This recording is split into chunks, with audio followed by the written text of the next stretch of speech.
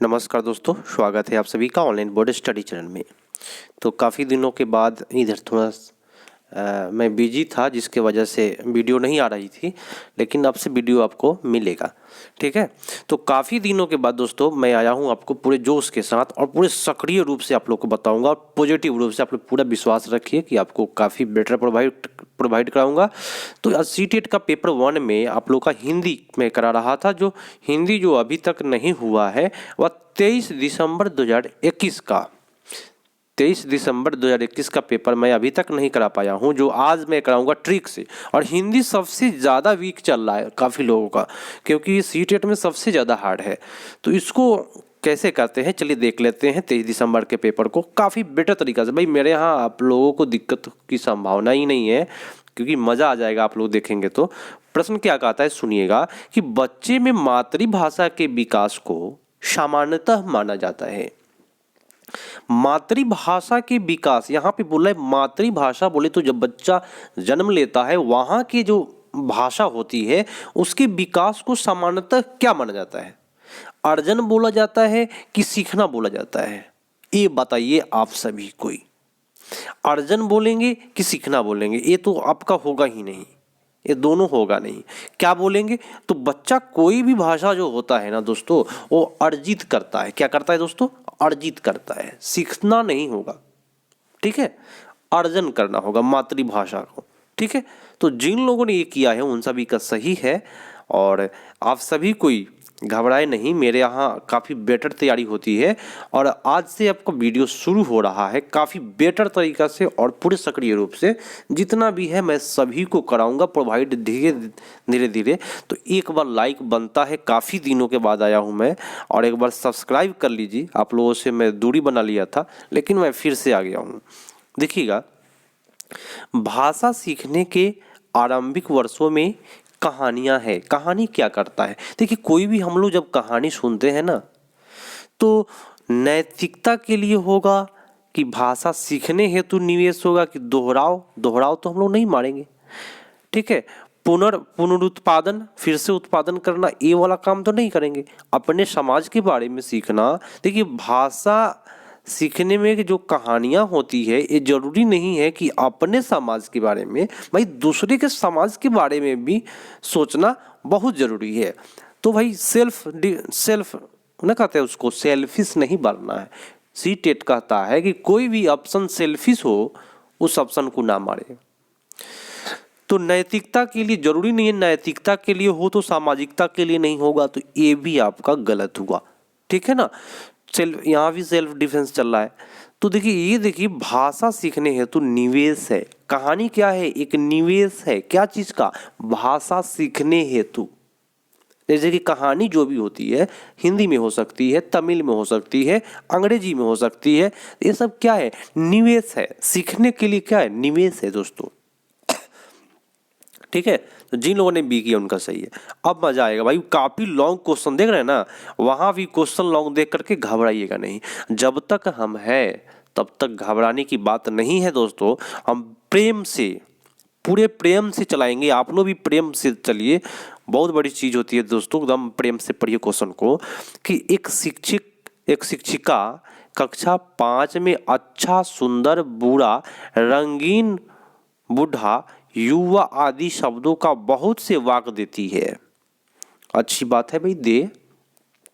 और जब विद्यार्थी इन शब्दों पर ध्यान देते हैं जिन्हें वह विशेषता बताने वाले शब्द का नाम देती है, बाद में उन्हें और अधिक शब्द देती है तथा उनमें इन विशेषता बताने वाले शब्दों का प्रयोग करने के लिए कहती है, तो अंत में शिक्षार्थियों का ध्यान आकर्षित करती है तथा कहती है कि ये शब्द विशेषण कहलाते हैं। ठीक है, तो ये रणनीति क्या कहलाएगी? देखिए, जितना भी शब्द दिया गया, लेकिन अंत में बोली हमारी शिक्षिका क्या कि ये सब विशेषण कहलाते हैं। रंग, गुण। देखिए, रंग क्या है? किसी का रंग और आपका ही रंग देखा जाए, ठीक है, चेहरे का रंग देख लिया जाए, तो क्या है? विशेषण है ना, विशेषण कहलाते हैं, टीचर बोला। तो इससे क्या होगा, व्याकरण शिक्षण रणनीति। मेरे दोस्तों व्याकरण शिक्षण रणनीति यहाँ गलत होगा। सचेतन में वृद्धि, यहाँ पे विश्लेषण शिक्षण, विषय वस्तु आधारित व्याकरण। देखिए सबसे बेटर होगा कि विषय वस्तु आधारित यदि व्याकरण पढ़ेंगे, मैंने जो विषय वस्तु है उसी से संबंधित व्याकरण पढ़ेंगे तो सबसे बेटर ये होगा।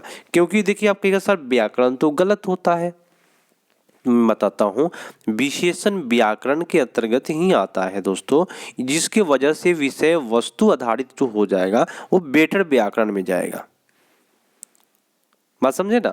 तो यहाँ आपका उत्तर डी पर जा रहा है। कोई दिक्कत, किसी को परेशानी, आप लोग कमेंट करके जरूर बताएं कि आपको मेरा क्लास कैसा लगता है। कमेंट में हम सुनना चाहते हैं, जरूर बताएं कि आपको मेरा क्लास कैसा लग रहा है भाई, ठीक है ना।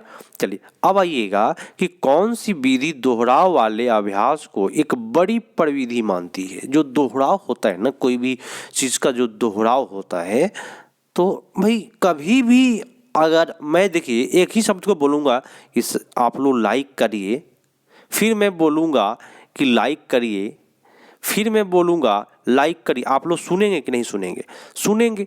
तो दोहराव वाले अभ्यास को एक बड़ी प्रविधि मानती है श्रव्य भाषावाद। क्वेश्चन कैसे लिख लीजिएगा इसको, इसका ट्रिक है, ट्रिक नहीं है, आपको याद करना पड़ेगा, नहीं तो फेंका जाइएगा। लिखिएगा दोहराव वाले अभ्यास, कौन सी विधि, यहाँ पे लिख लीजिए कौन सी विधि दोहराव वाले अभ्यास है, तो लिख लीजिएगा श्रव्य भाषावाद जो होता है वह दोहराववाद पर चलता है। कोई दिक्कत किसी को नहीं होगा मेरे दोस्तों, मेरे प्यारे साथियों, दिक्कत की संभावना नहीं है। काफ़ी बेटर बताऊंगा, जो भी समझाऊंगा पूरा अंदर तक नस पकड़ के बताऊंगा ताकि आप लोगों को प्रॉब्लम ना हो। बहुभाषिकता मेरे प्यारे साथियों, बहुभाषिकता जो है, जितना संभव हो उतनी भाषा सिखाना। भाई ये जरूरी नहीं है जितना संभव हो उतना लिखाना, तो ये जो बात हो गया ये गलत बात बोले, जितना संभव हो उतना भाषा सिखाना, ये गलत बात बोला। केवल मातृभाषा भी या घर की भाषा भी आपका गलत हुआ। बहुभाषावाद मतलब कहता है कि मातृभाषा घर की भाषा से आरंभ करके विद्यालय में और भाषाई जोड़ने की ओर बढ़ना ही बहुभाषावाद करता है, ठीक है। यहां बोल दिया है कि अंग्रेजी माध्यम में, तो ये आपका गलत हो गया। कहीं भी कोई लैंग्वेज के प्रति सेल्फिश नहीं बनना है, नहीं तो गड़बड़ हो जाएगा, ठीक है। तो यहाँ आपका उत्तर सी पर जा रहा है। जिन लोगों ने सी किया उन सभी का सही गया। हिंदी भारत की डैश है। मेरे प्यारे साथियों, आप लोगों को पता है हिंदी जो है भारत का एक राजभाषा है। ये आप लोगों का सही जा रहा है यहाँ, जिन लोगों ने बी किया उनका सही है। सहराज भाषा पूछे तो अंग्रेजी हो जाएगा आपका सहराज भाषा। कोई दिक्कत? चलिए राजभाषा नहीं, हाँ राजभाषा होगा, राष्ट्रीय भाषा देता है तो गलत है। आप याद रखिएगा हिंदी राष्ट्रीय भाषा नहीं है, ठीक है। अब आइए नेक्स्ट प्रश्न को समझिएगा, क्या कहता है प्रश्न आप लोगों से। प्रश्न कहता है कि शिक्षार्थियों द्वारा लिखने पढ़ने की गई त्रुटियों को समझा जाना चाहिए, उनके सीखने में बाधा। तो मेरे साथियों ऐसा तो अपसेट कभी नहीं कहते हैं मारने के लिए, सीखने के लिए संकेत। देखिए जो भी त्रुटियां होती है एक संकेत है कि भाई कहाँ पे हम गलती कर रहे हैं, क्यों गलती हो रही है, एक प्रकार के संकेत देता है त्रुटियां। लेकिन त्रुटियां जो है समस्या नहीं है, त्रुटियां सुधार करने के लिए संकेत है, नहीं त्रुटियां सुधार करने के लिए नहीं होता है, कि त्रुटियां सीखने के लिए होता है दोस्तों, सुधार के लिए नहीं होता है त्रुटियां। याद रखिएगा त्रुटियां सीखने के लिए होता है। अगर गलती हो रही है हम लोगों से, सीटेट पढ़ रहे हैं बार बार फेल कर रहे हैं, तो कहीं ना कहीं त्रुटि है, वो सीखने के लिए होता है। गलती जीवन में कभी भी ठेस अगर लगता है तो उससे सीख मिलता है, तो त्रुटियां जो है वो सीख देता है, आप लोग को पता है। चलिए अगला क्वेश्चन है, शिक्षार्थी एक अच्छे लेख के विकास के लिए कई चरणों से गुजरते हैं, यह उपागम क्या कहलाती है? बहुत सारे चरण से गुजरता है शिक्षार्थी, तो ये चरण क्या कहलाते हैं आपको बताना है। देखिए यहाँ पे बोला क्या, अच्छे लेख लिखने की प्रक्रिया है। सबसे पहली बात मैं बोला, एक ट्रिक लिखाया था कि लिखना क्या है, प्रक्रिया है। और आप लोगों का ऑप्शन अब आना शुरू हो जाएगा चैटिंग में। जो लोग ऑफलाइन देख रहे हैं कमेंट करके जवाब दे कि 15 में आपका कितना जा रहा है सही। ठीक है, तो लिखने का प्रक्रिया उपागम। कोई दिक्कत हुआ, परेशानी हुआ तो मेरे हिसाब से चले, आपको कभी परेशानी नहीं होगी। अगला प्रश्न क्या है कि अपने आरंभिक वर्षों में बच्चे दीवार, फर्श और कॉपी उत्तर पुस्तिका में आड़ी तिरछी रेखाएं बनाते हैं, तो भाषा सीखने में यह अवस्था क्या कहलाता है? देखिए, आड़ी तिरछी रेखा जब कहता है तो उसको कहते हैं कीरम कांटे। क्या कहते हैं? कीरम कांटे।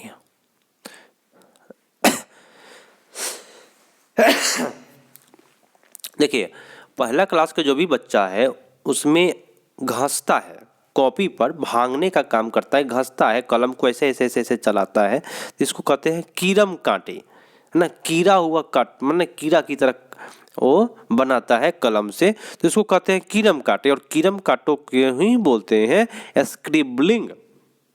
क्या बोलते हैं दोस्तों? स्क्रिबलिंग बोलते हैं। आपका उत्तर जो है ए पर चला जाएगा। कोई दिक्कत?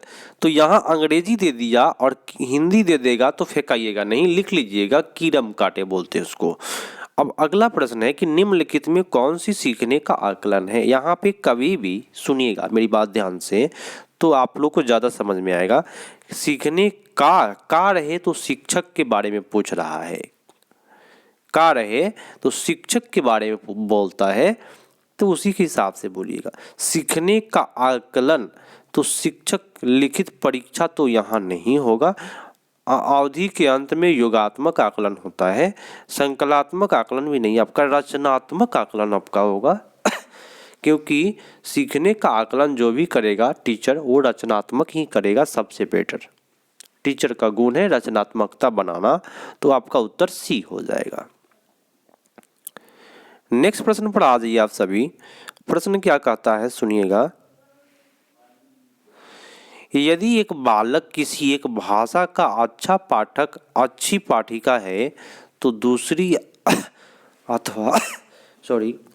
दूसरी अथवा किसी अन्य भाषा का एक अच्छा पाठक हो सकती है, इसे जाना जाता है क्या चीज़ से?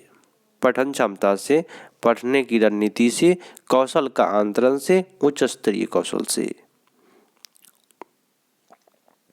देखिए क्या है, मैं आपको बता देता हूँ कि अगर आप अन्य भाषा जान रहे हैं और उसका अच्छा पाठक है, दूसरी भाषा सीखना, इसको जाना जाता है।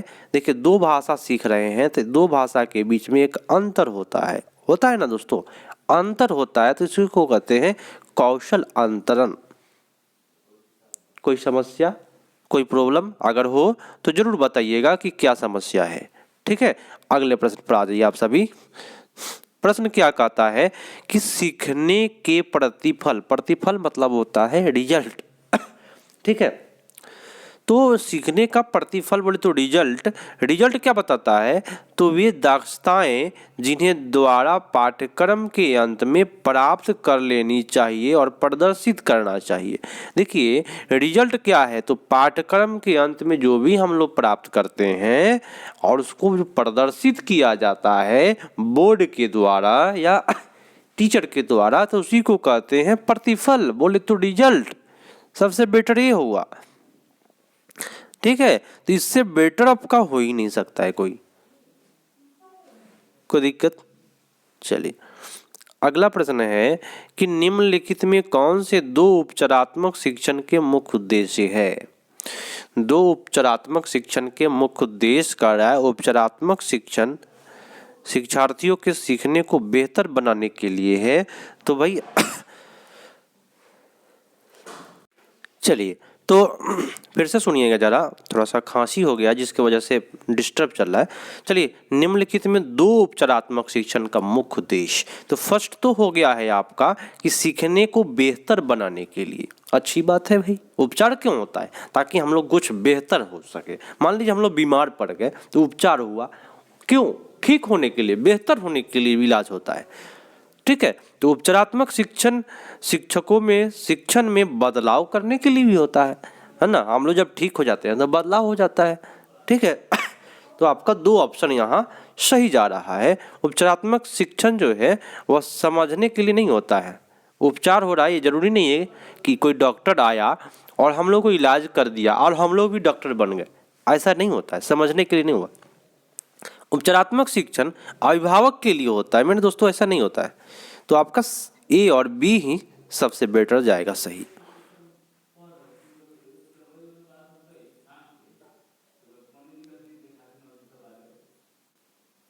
अगला प्रश्न है, सुनिएगा कि एक अध्यापिका ने अपनी कक्षा में 5 समूहों में बांट दिया जिसमें प्रत्येक समूह में 5 विद्यार्थी है। सुनिएगा प्रेम से, प्रत्येक समूह में कितना है? 5-5 विद्यार्थी है तथा उन्हें घर, विद्यालय, सड़क, भूमि, आकाश शब्दों से संबंधित शब्द ढूंढने के लिए कहा।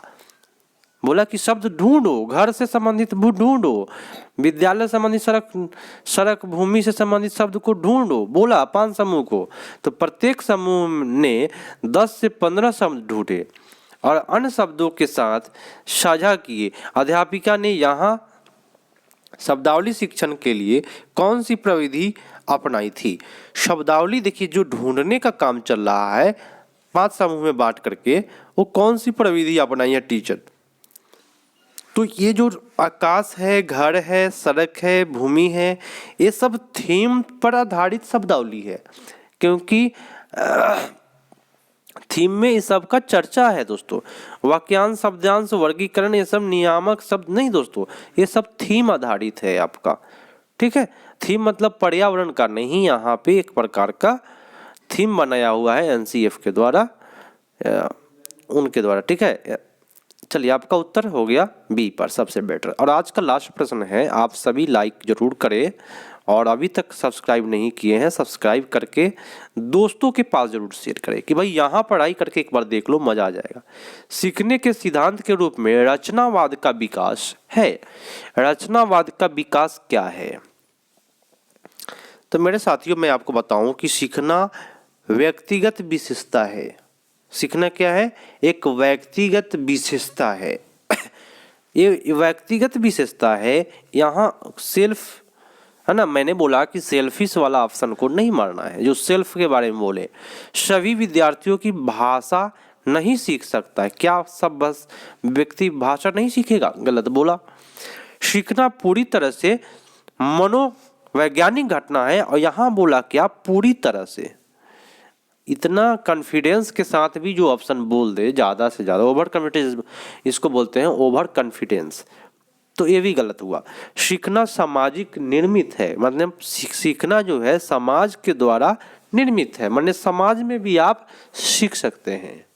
ठीक है, तो सबसे बेटर जो आपका उत्तर है वह डी पर जाएगा, और जिन लोगों ने डी किया है उन सभी का सही जा रहा है। तो आज के लिए इतना ही दोस्तों। आप सभी को इस वीडियो को अधिक से अधिक शेयर करें, और आपको इसी प्रकार से आप लोग जितना सपोर्ट करिएगा उतना मैं सक्रिय रूप से बताऊंगा, और कहीं से भी आपको प्रॉब्लम नहीं होगी। तो मिलते हैं अगले पार्ट में, तब तक के लिए धन्यवाद। जय हिंद।